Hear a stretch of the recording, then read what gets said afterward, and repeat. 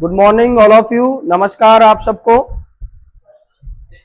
हाँ, आज हम फिर दोबारा से कुछ क्वेश्चंस के बारे में डिस्कशन करेंगे। देखो, आपके लिए कुछ क्वेश्चंस मैं तैयार किया हूं और आपकी स्क्रीन पर ये क्वेश्चंस हैं। पहला क्वेश्चन है, choose the alternative which means the same as the given keyword druggist. देखो, यहां पर जो ये वर्ड है, यहां पर जो ये वर्ड है, यहां पर हमारे पास में जो वर्ड है ड्रैगिस्ट,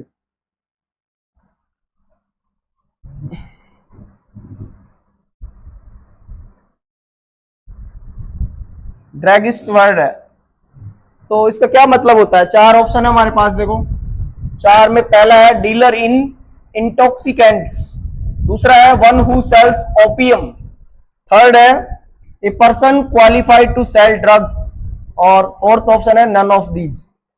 देखो, ये क्वेश्चन कई बार एग्जाम में आ चुका है वैसे, और थोड़ा सा अजीब सा क्वेश्चन है। इसमें जो वर्ड दिया गया है, देखो ड्रगिस्ट, ये ड्रग्स जो आप सुनते हो DRUGS, जो ड्रग्स कहते हैं ना, ड्रग्स ले रहे हो, ड्रग्स ले रहे हो, आपका सामान्य बोलचाल में ये भाषा है हमारी कि तो ड्रग्स लेता है, ड्रग्स लेता है। तो आप क्या अज्यूम कर रहा है, हो रहा है आपको, इसका अर्थ क्या लग रहा है आपको? क्या अर्थ होना चाहिए इसका? क्या आना चाहिए? सी आना चाहिए। ठीक है, सभी का आंसर सी है। सही बता रहे हो? चलो, अच्छा, पहले का सी कैसे आना चाहिए इसमें? Person qualified to sales druggist, ये बिल्कुल राइट आंसर है। इसमें पहला जो ऑप्शन है वो कह रहा है कि डीलर इन इंटॉक्सिकेंट्स। इंटॉक्सिकेंट्स का मतलब होता है जो मादक पदार्थ होते हैं, जो मादक पदार्थ होते हैं, नशीले पदार्थ होते हैं, उनका डीलर जो होता है, उनको बेचने वाला व्यक्ति, जैसे वाइन है या और भी बहुत सारे नशीले पदार्थ है जिनको डीलिंग का काम करता है। देखो, एक चीज ध्यान रखना, डीलर जो होता है, डीलर के आगे कई बार प्रपोजिशन भी पूछ लेता है, तो हम इनका यूज करते हैं। किसका यूज करते हैं? इनका। हाँ, डीलर ऑफ नहीं, डीलर इन, डीलर इन। तो ये आप ध्यान रखें कि डीलर इन इंटॉक्सिकेंट्स, इंटॉक्सिकेंट्स का मतलब होता है नशीले पदार्थ, नशीले पदार्थ। जैसे कि हम कहें कि वाइन है, और भी बहुत सारे नशीले पदार्थ हैं, ठीक है, जो आजकल इंजेक्ट कर लेते हैं और नशे के शिकार हो जाते हैं। आजकल के युवा वर्ग में बहुत ज्यादा ये क्रेज चल रहा है, ये बहुत गलत है, गलत दिशा में जा रहे हैं वो। ठीक है, तो जो डीलर इन इंटॉक्सिकेंट्स, तो ड्रैगिस्ट वो तो नहीं होता। अगर आपका तीसरा आंसर, आप कह रहे हो कि तीसरा आंसर सही है, इसमें person qualified to sell drugs. दूसरा है one who sells opium. Opium का मतलब क्या होता है? अफीम। क्या होता है? आपने अफीम का नाम सुना हुआ? अफीम भी एक मादक पदार्थ होता है, नशीला पदार्थ है, उसको सेवन करने से नशा होता है। तो देखो, ये ओपियम है, OPIUM, OPIUM, opium, opium, opium, इसका प्रोनाउंसिएशन होगा ओपियम, ओपियम। ठीक है, तो ओपियम जो होता है उसका मतलब होता है अफीम। तो जो अफीम का सेल करता है, यानी अफीम बेचने वाला ड्रगिस्ट होता है क्या भाई? अफीम बेचने वाला ड्रगिस्ट होता है क्या? तो फिर कौन होता है ड्रगिस्ट? ड्रग्स बेचने वाला। तो ड्रग्स क्या होता है? ड्रग्स का मतलब क्या होता है? नशा करने वाली चीजें। तो वो सारी नशा करने वाली चीजें ही है फिर तो। फिर तीसरा आंसर कैसे सही है इसमें? देखो, आप थोड़ा गलत अज्यूम कर रहे हैं। जो ड्रग्स का मतलब होता है, एक्चुअली ड्रग्स का मतलब यहां पर है जो केमिस्ट होता है। कौन होता है? केमिस्ट, जो आपको दवाइयां वितरित करता है। आप मेडिकल पे जाते हो, जो मेडिकल पे जो मेडिसिन लेते हैं, वो ड्रग्स का, यहाँ उसका मतलब है ड्रग्स। तो जो व्यक्ति जो होता है, वो जो केमिस्ट होता है, जो केमिस्ट होता है, केमिस्ट, CHEMIST, केमिस्ट, जो दवाइयां देता है। मेडिकल पे जाते हो आप, तो मेडिकल पे जो दवाइयां वितरण करता है, आपको दवाइयां देता है, आप पर्ची ले जाकर के देते हो, और वो आपको दवाइयां देता है, उस व्यक्ति को ड्रगिस्ट बोलते हैं। क्या बोलते हैं? ड्रगिस्ट। तो रियल मीनिंग इसका ये है, आप थोड़ा गलत अज्यूम कर रहे हो कि कोई ड्रग्स ले रहा है तो नशीले पदार्थ ले रहा है। नहीं, ड्रग्स का मतलब यहाँ दवाइयों से है। किससे है? दवाइयों से। दवा बेचने वाला व्यक्ति, दवा बेचने वाला व्यक्ति ड्रगिस्ट होता है। अब इसका एक मतलब आप और भी अज्यूम कर सकते हो कि ड्रग्स, जैसे मैंने आपको बताया कि ड्रग्स लेने वाला, आपके दिमाग में ही चल रहा है कि नशा करने वाला व्यक्ति। नशा करने वाला व्यक्ति जो होगा वो इंटॉक्सिकेंट्स लेगा, यानी मादक पदार्थ लेगा। क्या लेगा?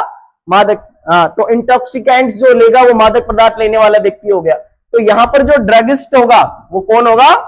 ए person qualified to sell drugs. इसका मतलब हो गया कि एक व्यक्ति जो मेडिसिन बेचने के लिए क्वालिफाइड है, मेडिसिन बेचने के लिए क्वालिफाइड है। और मेडिसिन सेल करने वाला जो व्यक्ति होता है वो होता है केमिस्ट। क्या कौन होता है? केमिस्ट।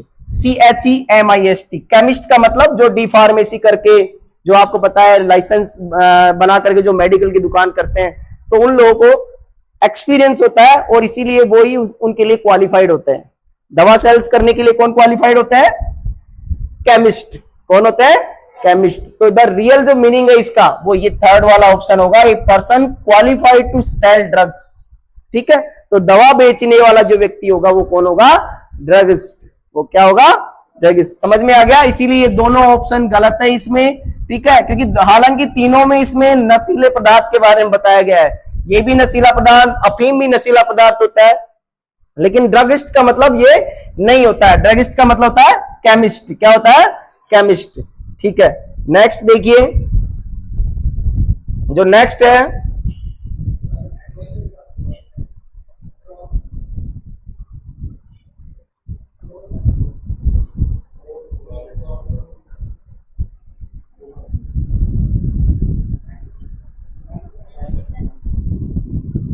जो नेक्स्ट हमारा क्वेश्चन है, देखिए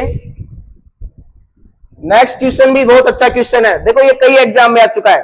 देखिए आप क्वेश्चन को एक बार पढ़िए, आपको कुछ अंदाज होगा कि किस तरह का स्ट्रक्चर बना हुआ है और क्या आपने इस स्ट्रक्चर के बारे में कुछ नॉलेज है या आपने कभी पढ़ा है और कुछ आइडिया आपको आ रहा है। ऑप्शन से भी आपको देखना होगा। देखो, they were talking very loudly, past में हमारा सेंटेंस है, पास्ट में हमारा सेंटेंस है, पास्ट में हमारा सेंटेंस है और वो कह रहा है कि they were talking very loudly, I could not help blank them। देखिए स्ट्रक्चर आपको यहां तक तो दिख रहा होगा आराम से, यहां तक तो आराम से आपको अच्छे से समझ में आ रहा होगा। देखिए they were talking very loudly, ये पास्ट कंटिन्यूअस का सेंटेंस है। किसका है? इसका मतलब होगा कि वो बहुत जोर से बोल रहे थे। किसने क्या बोल रहे थे? बहुत जोर से बोल रहे थे। लाउडली का मतलब होता है जोर से बोलना। लाउडली का मतलब क्या होता है?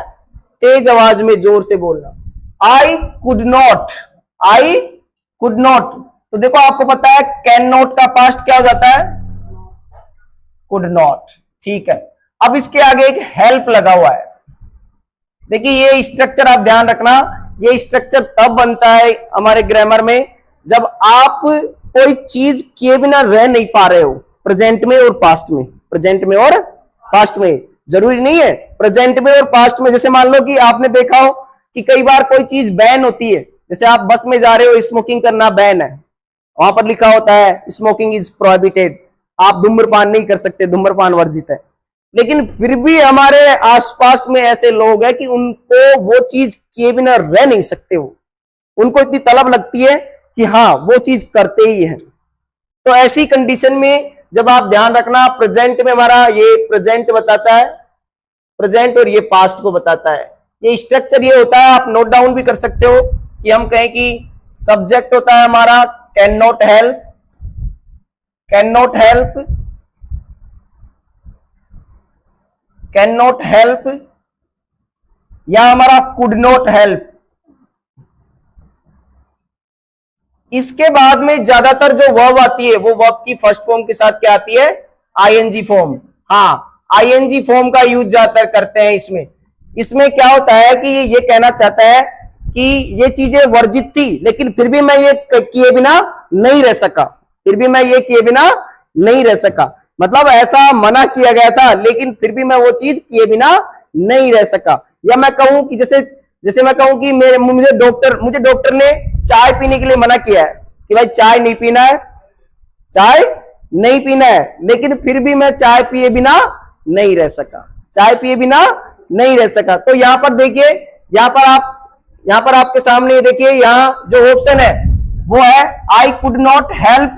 अब देखिए इनमें देखिए they were talking very loudly, बहुत जोर से बोल रहे थे। I could not help to overhear, देखो ये तो आएगा नहीं, आईएनजी फॉर्म नहीं है, ठीक है, कौन सी फॉर्म, आईएनजी फॉर्म नहीं है इसमें। तो फोर्थ वाला नन ऑफ देम भी नहीं है, क्योंकि इसमें बता रहा है कि आईएनजी फॉर्म आएंगे। दो ऑप्शन है हमारे पास में, ये वाला ऑप्शन कभी नहीं आता है। ये वाला ऑप्शन जो है, ये वाला ऑप्शन जो है टू ओवर, दोनों टू और ओवर दोनों वर्ब के पहले दो प्रीपोजिशन का यूज नहीं कर रहे हम।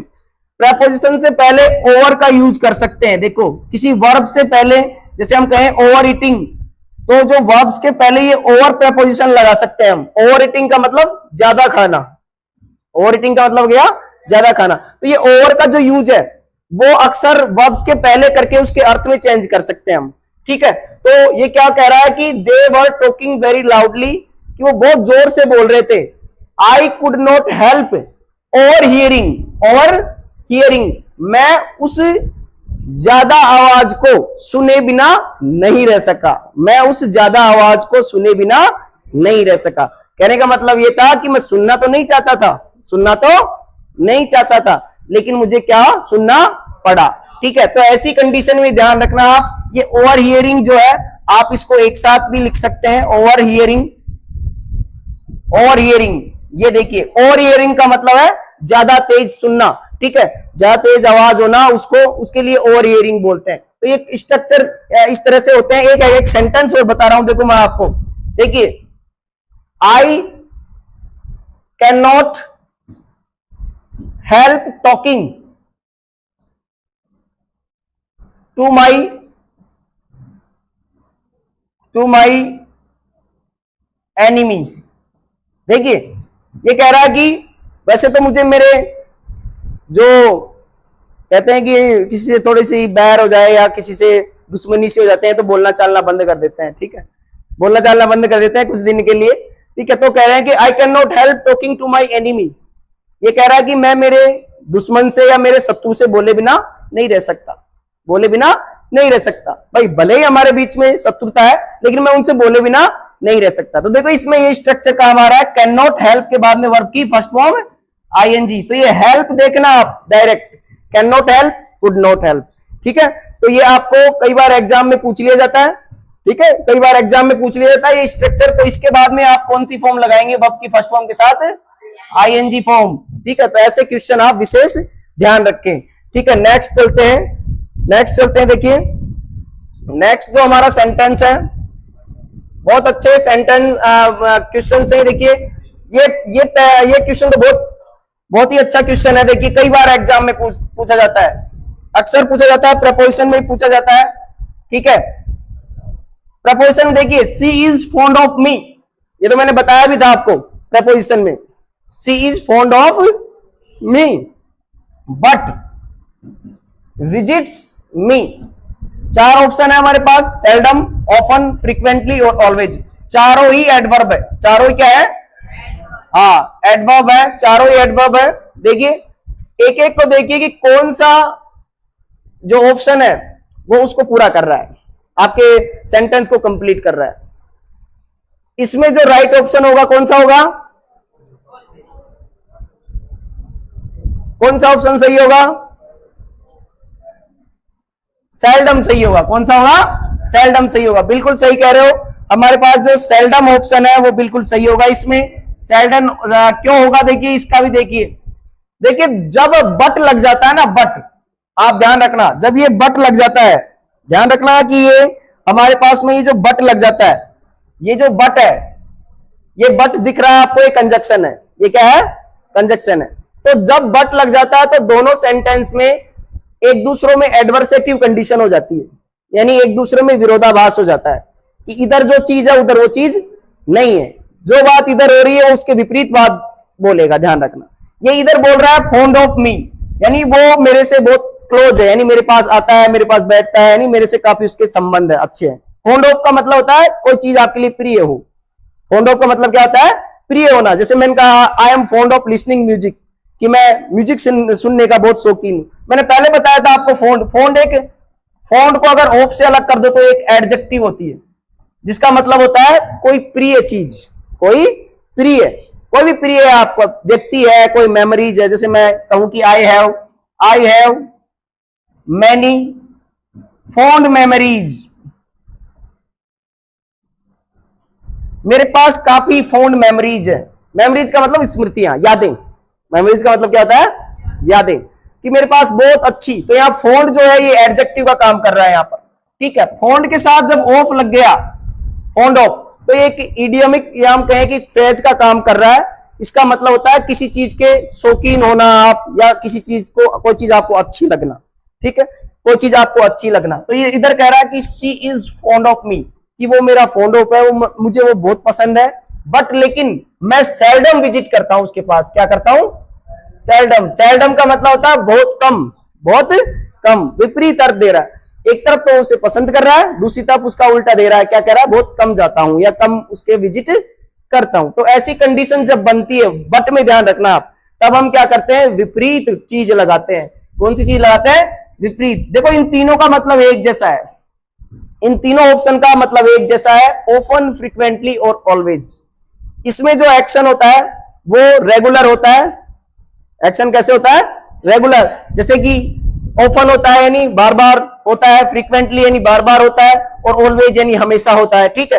लेकिन ये जो सेल्डम है उसमें एक्शन है जो एक निश्चित समय के बाद कहें, या बहुत कम, कभी कभी होता है, कभी कभी होता है। तो उस कंडीशन में ये कह रहा कि she is fond of me but I seldom visit, but she seldom visit me, she seldom visit me. लेकिन वो कभी कभी विजिट करती है, कभी कभी विजिट करती है मेरे पास, यानी मेरे पास में कभी विजिट करती है। तो इस तरह से आपका ये तीसरा क्वेश्चन है, ये भी देखिए बहुत अच्छा शानदार क्वेश्चन है। अगला देखिए, आगे हमारा next fourth question, she is not well, she is not well, she often suffers very bad headaches. देखिए क्या आएगा इसमें, आंसर देखिए इसका क्या आएगा, क्या आएगा? सफर। बिल्कुल सही आंसर, तो सही आ रहा है। पीछे से जोर से थोड़ा सा बोल दीजिए, क्या आना चाहिए? ऑन। सही बताओ। बिल्कुल फ्रॉम आंसर बिल्कुल सही है, इसमें फ्रॉम आंसर है वो बिल्कुल सही है। आपको पता भी होगा, ये कई बार आ चुका है। सफर का मतलब होता है किसी चीज से पीड़ित होना, किसी चीज से बीमार होना, पीड़ित होना। तो सफर के बाद suffering from fever, suffering from cancer, ठीक है, इन चीजों से, बीमारियों से जब आप सफर करते हो, कई बार ये डायरेक्ट फिक्स है, ये जो फिक्स्ड प्रीपोजिशन है ये पूछ ली जाती है, ठीक है। सफर के बाद में हम फ्रॉम का यूज कर रहे हैं कि मैं उससे सफर कर रहा हूं, फीवर से कर रहा हूं, वेरी बैड, बैड हेडेक्स, यानी हेडेक का मतलब क्या होता है? सिर दर्द। हेडेक का मतलब क्या होता है? सिर दर्द। तो सिर दर्द से वो पीड़ित है, बैड, बहुत ही ज्यादा सिर दर्द है उसको, तो यहां पर फ्रॉम का प्रयोग हम कर लेंगे। तो ये बिल्कुल आसान सेंटेंस है। इनका प्रयोग आपको पहले बता दिया गया है, ऑन का अलग कंडीशंस में होता है, ठीक है, और एट का अलग कंडीशंस में होता है। तो यहाँ ये कंडीशन बिल्कुल नहीं हो रही, ये गलत है तीनों ऑप्शन। और चौथा ऑप्शन क्या है हमारे पास में? फ्रॉम, कि ही इज सफरिंग फ्रॉम, या हम कहें ही सफर्स। तो she is not well, she is not well का मतलब उसकी कंडीशन सही नहीं है। She often suffers, she often, often का मतलब फिर आ गया कि वह प्राय क्या करती है? बीमार रहती है। क्या रहती है? बीमार। ज्यादातर उसके जो बार बार क्या होता है? सिर दर्द होता है। बार बार क्या होता है? सिर दर्द। देखो हेडक, एक जो होता है ना, ACH, ACH जो हमारे पास में है, ACH,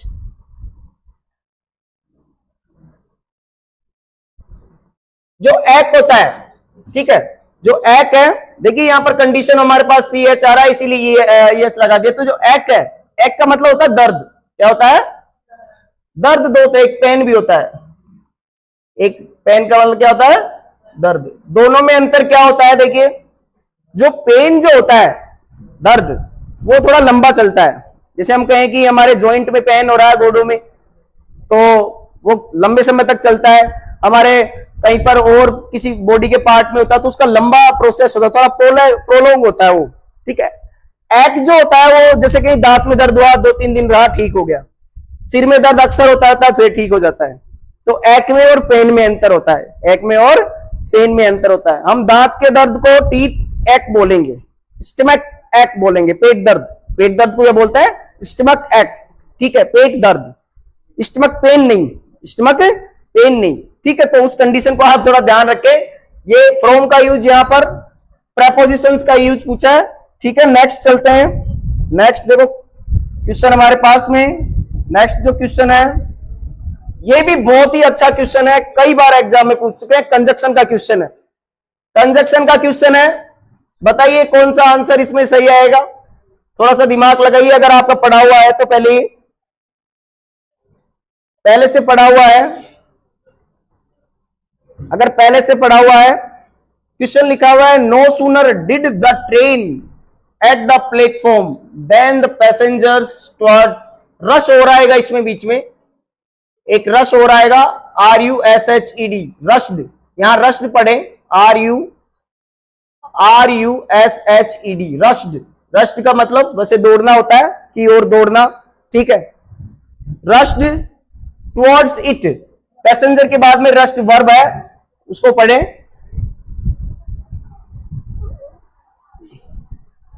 कौन सा ऑप्शन आएगा,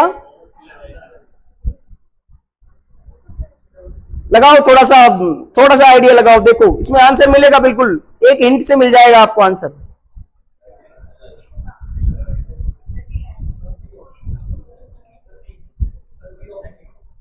बी ऑप्शन सही है। अच्छा, अराइव्ड, कोई कह रहे हैं सी है, कोई है बी है, सी आएगा, कोई ये फ्यूचर में बता रहा है, चलो सी आएगा। आप कह रहे हो सी आएगा, फ्यूचर में आएगा। अब देखिए इसमें सबसे देखो, आप देखना, आपने क्या देखा वाक्य में, देखा नो सूनर। नो सूनर का मतलब होता है जो ही, नो सूनर का मतलब होता है जो ही, यानी कोई भी एक्शन की बात करें तो जो ही। नो सूनर का मतलब क्या होता है, जो ही। ये कंजक्शन होता है, शुरुआत में हम इसका यूज करते हैं, फर्स्ट पोजीशन पे, हमारा जो फ्रंट पोजीशन होती है वहां पर यूज होता है। नो सूनर का मतलब होता है जो ही, जो ही, है ना। अब देखिए यहां क्या लगा हुआ है, डिड, क्या लगा हुआ है, डिड लगा हुआ है ना। अब समझ में आ गया होगा आपको, ठीक है। डिड लगा हुआ है, आपको पता है हमारे पास में जब डिड लग जाता है तो वर्ब की कौन सी फॉर्म लगती है, हाँ, डिड के साथ कौन सी फॉर्म लगती है, फर्स्ट फॉर्म, ठीक है। तो डिड हमारे पास में जैसे डिड सब्जेक्ट प्लस वर्ब की फर्स्ट फॉर्म का यूज करते हैं हम, तो देखो इसमें कौन सा ऑप्शन सही हो जाएगा, फर्स्ट ऑप्शन। ये हिंट, ये आपके सामने ये बहुत आसान क्वेश्चन है, पूरे को पढ़ने की और कुछ चेंज करने की जरूरत नहीं इसमें।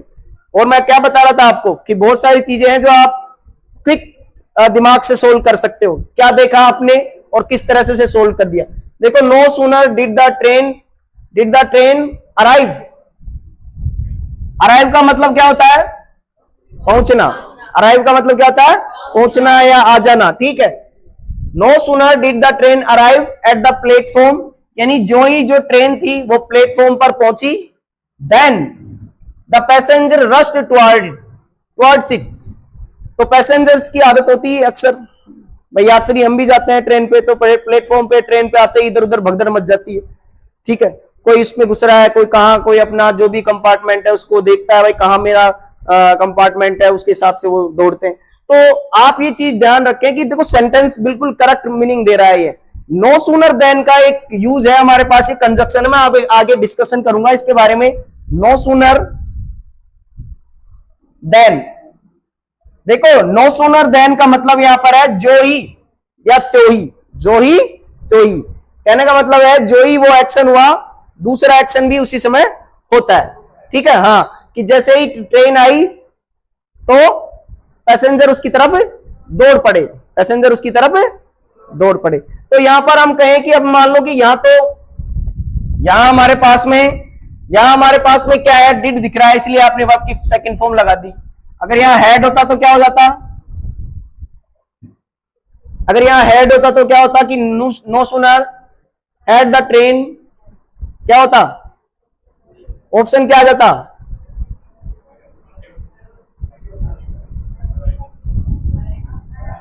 यहां ऑप्शन दे रखा है वैसे हेड, तो ये फोर्थ ऑप्शन अगर यहां होता तो वैसे तो दे रखा है इसमें, लेकिन फिर भी यहां थर्ड फॉर्म, इसको थर्ड फॉर्म माने हम वर्ब की, और यहां हेड नहीं हो मान लो, तो वर्ब की क्या हो जाती, थर्ड फॉर्म। क्या हो जाती, थर्ड फॉर्म। कि no sooner had the train arrived, no sooner the train had arrived. यहां ध्यान रखना देन के बाद में ये जो दूसरा सेंटेंस है, यहां हम वर्ब की कौन सी फॉर्म यूज करेंगे, सेकंड फॉर्म। कौन सी फॉर्म यूज कर रहे हैं, सेकंड फॉर्म। ठीक है, कि जो ही ट्रेन पहुंची पैसेंजर दौड़ पड़े, तो वहां पर वर्ब की सेकंड फॉर्म रश का मतलब RUSH, रश की सेकंड फॉर्म रश्ड। रश्ड का मतलब होता है कि इधर उधर हाथ दौड़ना, भगदड़ मच जाना, या हम कहें कि ट्रेन की तरफ दौड़ना या बस की तरफ दौड़ना। ऐसा रश, रश में ग्रुप में एक साथ पैसेंजर का ग्रुप होता है और वो एक साथ दौड़ते हैं, तो रश, भीड़ भीड़ दौड़ती है जब रश में, तो उस तरह से हम उसका यूज करते हैं। तो देखो नो सोनर का अगर यूज आए तो दो चीज ध्यान रखना आप। एक तो ये चीज ध्यान रखना, नो सोनर एक कंजक्शन होता है। क्या होता है? कंजक्शन। नो सोनर देन का प्रयोग एक कंजक्शन के रूप में किया जाता है। इसका मतलब होता है जो ही त्यों ही, जो ही त्यों ही। नो सोनर का अगर ऐसे तो कई पोजीशन होती है, एक मिड पोजीशन भी होती है सब्जेक्ट के बाद नो सूनर की, लेकिन हम शुरुआत में उसे प्रीफर करते हैं। तो ऐसी कंडीशन में नो सूनर के बाद में ये एरर भी मान लेना आपकी, यहां पहले हेल्पिंग वर्ब का यूज होगा। यहां पर सब्जेक्ट से पहले, सब्जेक्ट से पहले क्या होगा? हेल्पिंग वर्ब का यूज, यानी नो सूनर, फिर हम कहेंगे सब्जेक्ट, फिर हम कहेंगे हेल्पिंग वर्ब, फिर सब्जेक्ट आएगा। यानी हम कहेंगे कि नो सूनर प्लस सब्जेक्ट नहीं आएगा, हेल्पिंग वर्ब आएगी। क्या आएगी? हेल्पिंग वर्ब, फिर सब्जेक्ट आएगा। उसके बाद आगे आपका देन का यूज हो जाएगा। इसका यूज हो जाएगा देन का। तो नो सूनर देन का यूज हमेशा ध्यान रखें आप। इसमें ऐसी कंडीशन में यूज किया जाता है इस कंजक्शन का, जब ऐसी परिस्थिति बन जाए कि जो ही तो ही, यानी ये दोनों एक्शन एक साथ घटित हो रहे हैं एक के बाद एक, तो उस कंडीशन को आप नो सूनर देन का यूज करें। आपको समझ में आ गया होगा। ये बहुत अच्छा क्वेश्चन है, कई बार एग्जाम में पूछा जाता है। आगे देखिए, ये भी आपके वर्ब से रिलेटेड क्वेश्चन है। She her umbrella, she her umbrella, she her umbrella कौन सा आएगा इसमें? देखिए, कोशिश कीजिए, बहुत आसान सेंटेंस है, क्वेश्चंस है। वाइल का यूज हो रहा है, थोड़ा दिमाग लगाइए। आगे वाइल के बाद में देखो हमारे पास में सेंटेंस है जो कंटिन्यूअस में है। वाइल के बाद में हमारे पास में जो सेंटेंस है वो कंटिन्यूअस में है। ऑप्शन देखिए, she her umbrella while she was travelling. Travelling का मतलब पता है आपको क्या होता है? यात्रा करना, जाना आना, ठीक है, उसको ट्रेवलिंग बोलते हैं।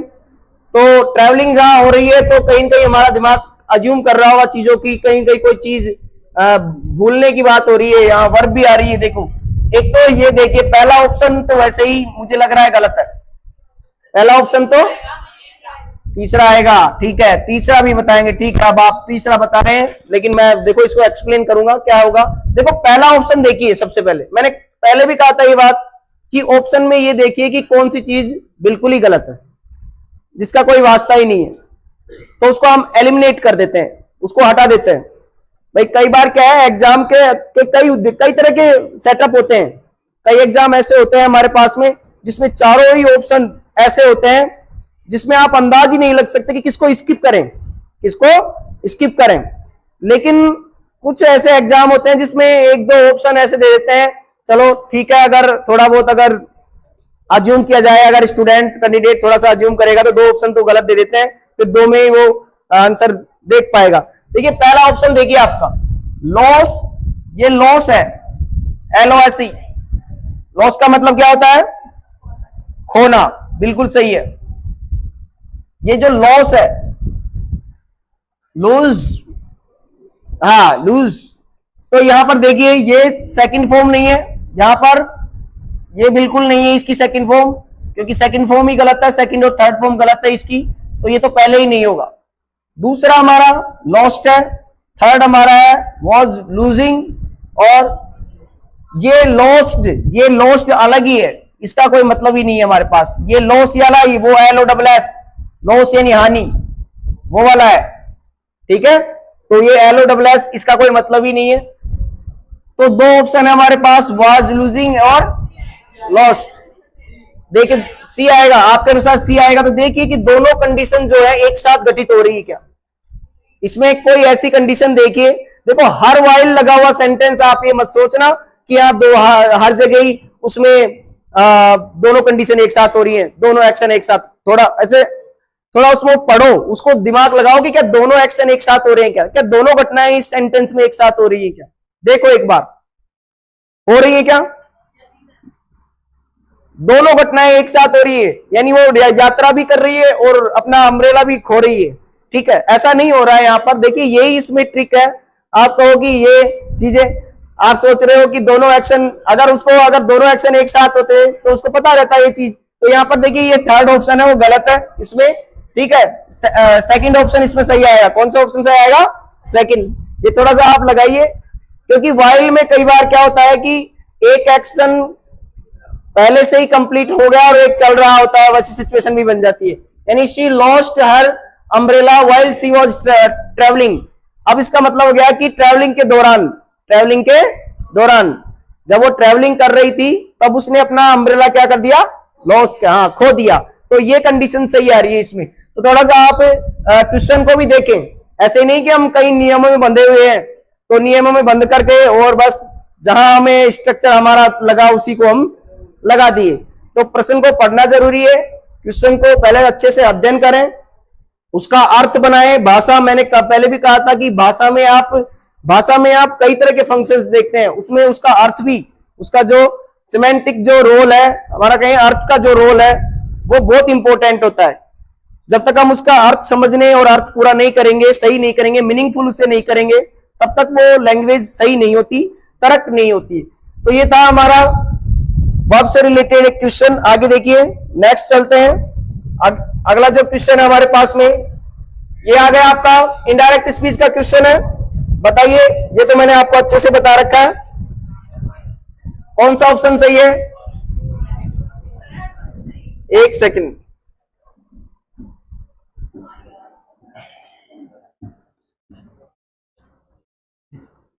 Are you going to Jaipur tomorrow? I said to her. Indirect speech में चेंज करना है, कौन सा ऑप्शन आएगा? इंटेरोगेटिव सेंटेंस है। देखिए क्वेश्चन मार्क लग रहा है, सीधी सी बात ये है। सबसे पहले जो नरेशन में हमारे पास जो रिपोर्टेड स्पीच है, उस रिपोर्टेड स्पीच में क्वेश्चन मार्क है, इसका मतलब इंटेरोगेटिव सेंटेंस है। और इंटेरोगेटिव सेंटेंस में आपको ये देखना चाहिए कि क्या चीज है जो हटाई जा सकती है, यानी जो सही नहीं है। तो सबसे पहले देखो, शुरू करते हैं। इसमें क्या आएगा? फर्स्ट ऑप्शन आएगा, I asked her if she was going to Jaipur the next day. Answer तो बिल्कुल सही है, आंसर बिल्कुल सही है। अच्छा, दूसरा वाला नहीं आएगा। ठीक है, बिल्कुल सही कह रहे हो, दूसरा वाला नहीं आएगा। देखिए ये आस्क्ड फ्रॉम हर, ये देखो यहाँ रोंग है। ठीक है, यहाँ गलत है बिल्कुल, फ्रॉम हर नहीं होगा। I told her that she was going to Jaipur, ये टुमारो को चेंज नहीं कर रहा, तो ये भी गलत हो रहा है यहाँ पर। ठीक है, शी वॉज को चेंज कर दिया, लेकिन यहाँ पर टाइम को चेंज नहीं करे, तो यहाँ पर ये भी गलत है, यहाँ पर ये भी गलत है। इसके अलावा यहाँ पर दैट कंजक्शन लग रहा है। क्या लग रहा है? दैट। अब आपको पता है कि हमारे इंटेरोगेटिव में दैट तो लगता ही नहीं है, तो ये भी ऑप्शन क्या है? गलत है। एक ऑप्शन ये भी गलत है। अब दूसरा ऑप्शन देखिए, आई आस्क्ड हर इंटरेस्ट, हर इंटरेस्ट, इसमें कोई भी कंजक्शन नहीं है, नरेशन चेंज नहीं कर रहे। ठीक है, तो ऐसी कंडीशन में ये सेंटेंस भी गलत है, ये ऑप्शन भी गलत है। पहला ऑप्शन क्या है इसमें? सही है बिल्कुल। आई आस्क्ड हर, इसको सैड को किसमें बदल दिए? आस्क में हर, कंजक्शन में इफ लगा दिए, कंजक्शन में क्या लगा दिए? इफ। और शी को चेंज कर, देखो यू को चेंज करेंगे तो यू किसके अनुसार चेंज हो जाएगा? हर की। और हर का क्या हो जाएगा? सी। हर का क्या हो जाएगा? सी। तो यहाँ पर सब्जेक्ट हमारा सी हो गया। और आपको पता है ईजेएमआर को जो ईजेएमआर होती है वो हमारा बिल्कुल आसान है। ये क्वेश्चन आया हुआ है, ये क्वेश्चन पूछा हुआ है पिछले पेपर्स में। ठीक है, इसीलिए आपको नरेशन का क्वेश्चन थोड़ा सा अवेयर रहे। ये पहला क्वेश्चन बिल्कुल सही है। इसमें आगे देखी थी क्या आता है, देखो आगे हम चलते हैं। अगला क्वेश्चन आपके स्क्रीन पर है, देखो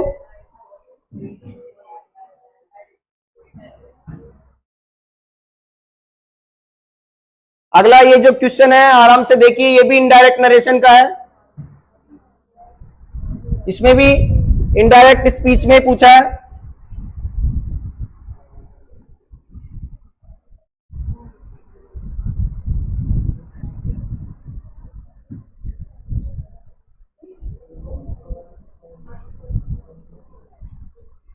रिपोर्टेड स्पीच है हमारी, देखिए यहां पर रिपोर्टेड स्पीच जो दे रखी है ऊपर, ये कह रहा है कि I could hear when I was 3। बहुत ही इंपॉर्टेंट क्वेश्चन है, ध्यान रखना, एग्जाम में कई बार पूछे तो थोड़ा सा ध्यान रखना, मैं इसको एक्सप्लेन कर रहा हूं। I could read when I was 3, she said. Indirect speech में बदलेंगे, बताइए क्या होगा इसका।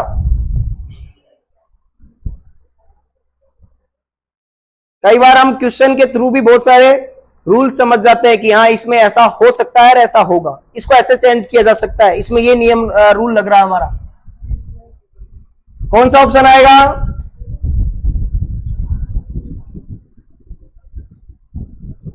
देखिए एलिमिनेट करते हैं सबसे पहले। से आ रहा है, क्या आ रहा है? से आ रहा है, तो देखो सी सेज तो होगा ही नहीं, सबसे पहले इसे हटाओ, ठीक है।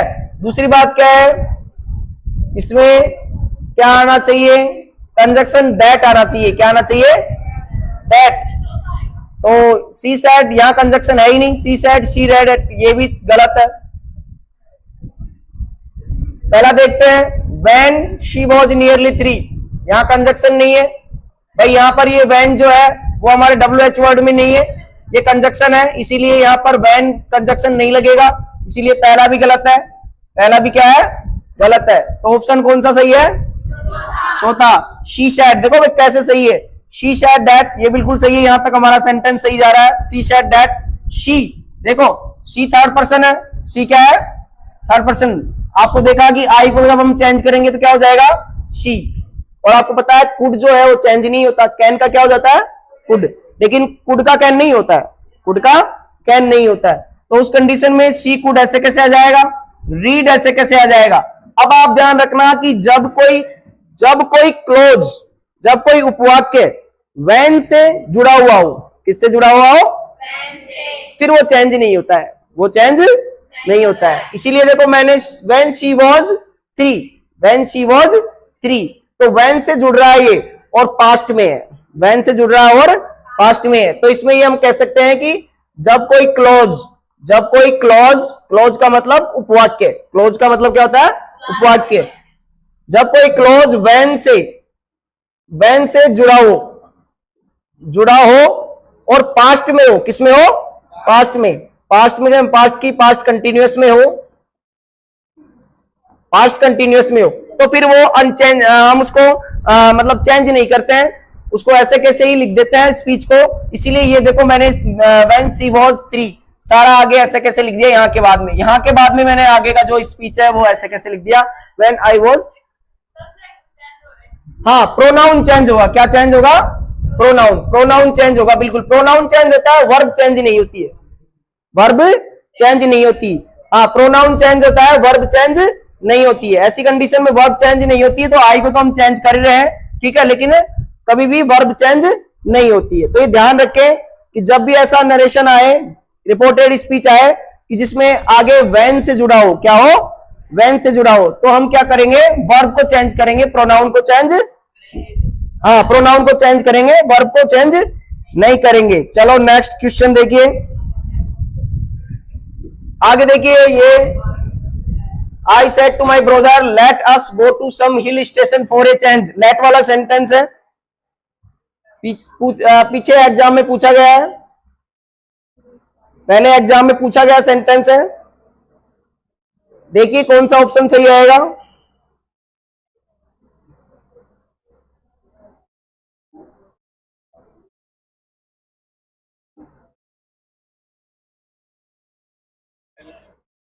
पहला ऑप्शन सही है, देखते हैं, चलो देखो क्या कह रहा है। I said to my brother, I said to my brother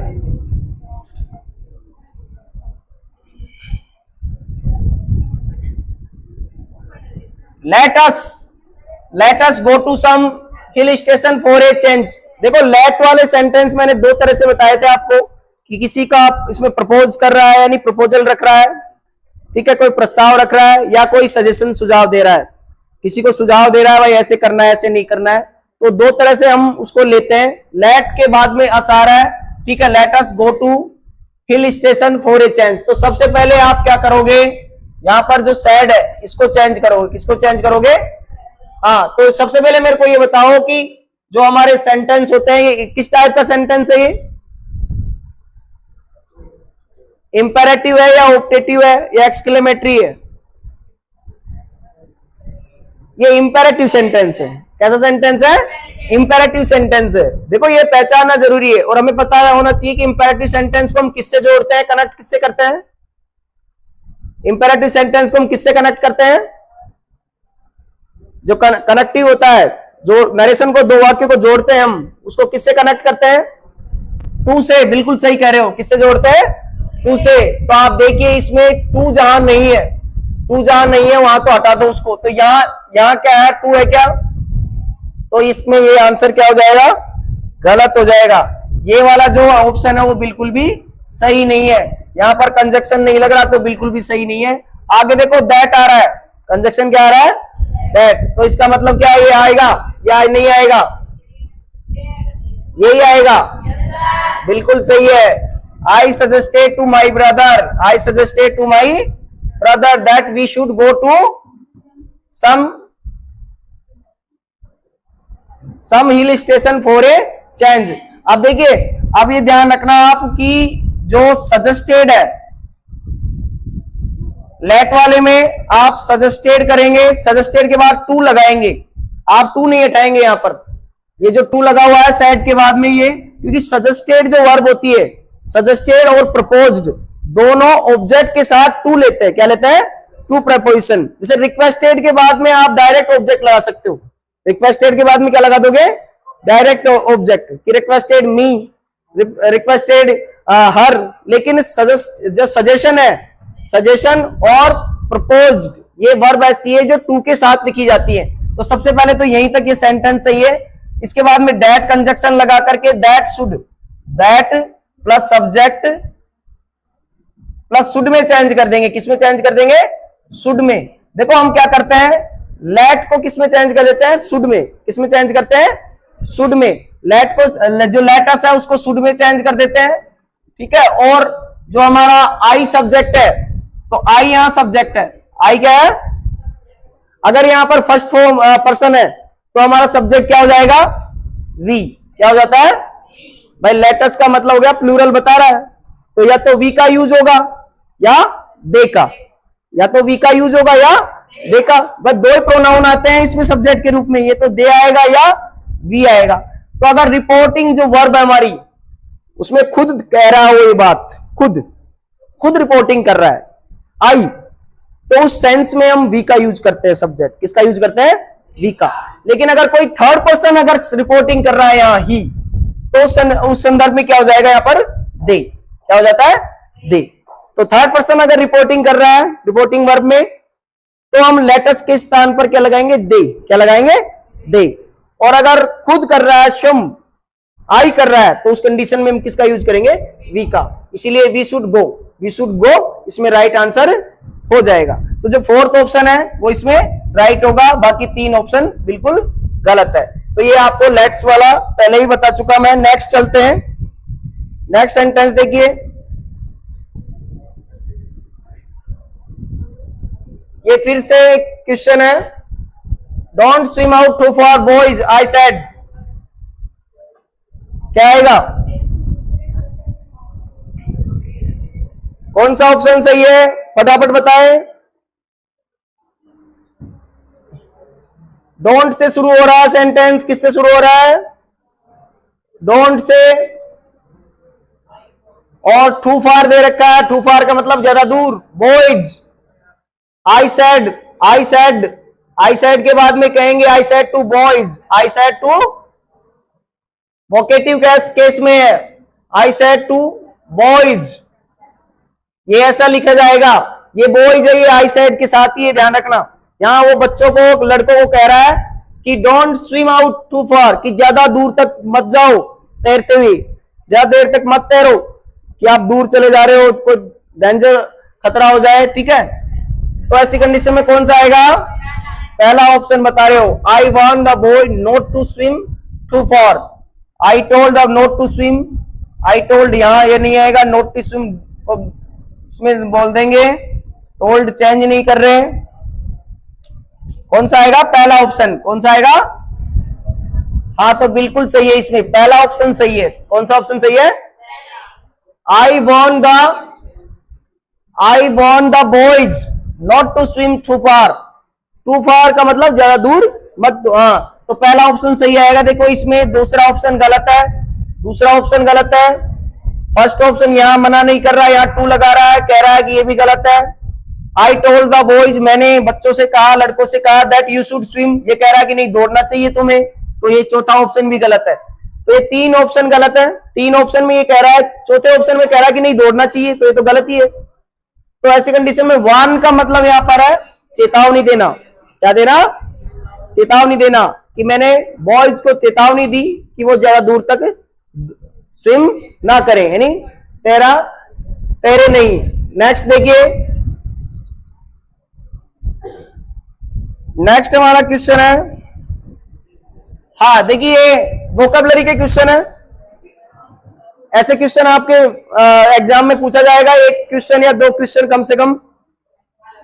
इसका सिनोनिम्स बताना है। पीछे से सही बिल्कुल राइट आंसर आ रहा है, और ये कह रहा है होली आएगा, और बिल्कुल राइट आंसर है, बिल्कुल सही कह रहे हो। इसमें कौन सा आंसर सही है? होली। होली का मतलब होता है पवित्र। क्या होता है? पवित्र। होली का मतलब पवित्र है, और डिवाइन का मतलब भी यहाँ पर पवित्र। डिवाइन का मतलब भी हम कहीं कहीं पवित्र से ही, पवित्रता से लेकर के लिया जाता है।